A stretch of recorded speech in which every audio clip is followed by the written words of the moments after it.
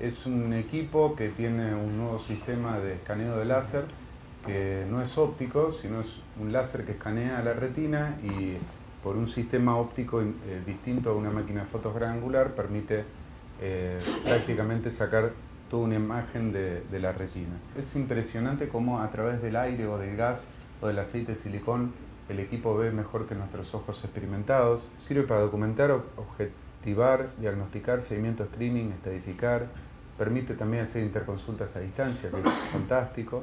Fondo de ojo en pacientes con ángulo estrecho, estadificar, seguimiento de pacientes diabéticos, que es realmente espectacular, y explicar al paciente su patología gráficamente.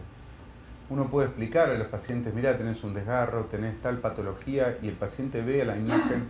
Tengan en cuenta que muchas veces los pacientes creen más a la computadora que a nosotros hoy en día, ¿no? Al principio teníamos, ¿en dónde lo vamos a poner? En una sala especial. Bueno, está ahí con todos. Teníamos miedo que le pegue la luz o entonces necesita una cámara oscura.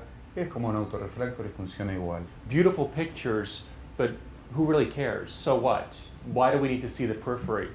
And I hope over the next half hour, 45 minutes or so, I can show you that the literature that my group has amassed, as well as others, really point to the fact that for many diseases, diabetes and uveitis, I cannot imagine practicing retina without an Optos.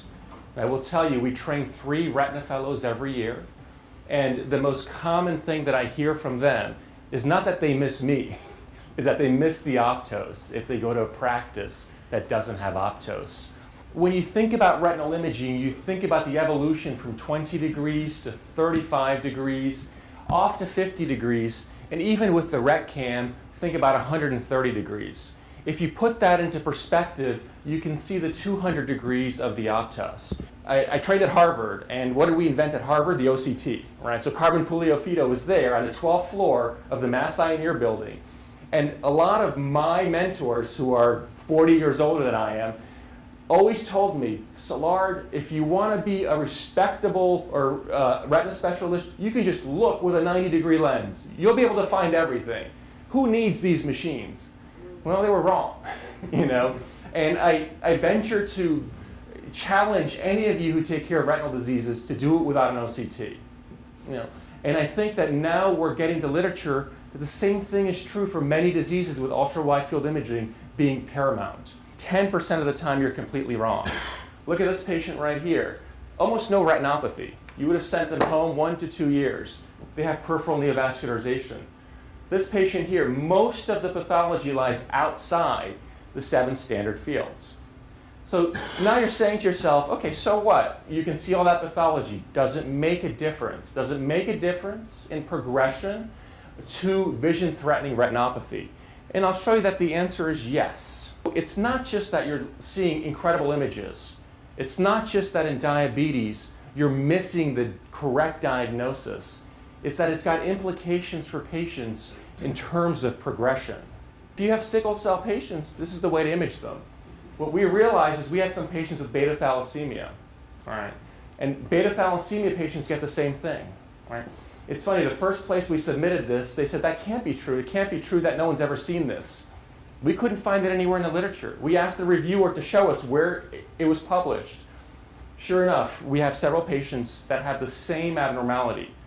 So now you're talking about taking an imaging modality that has amazing pictures and really discovering new things, and discovering things that are vision-threatening to patients, for example, for beta thalassemia.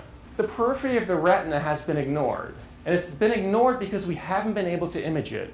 But it is the site of pathology in many diseases.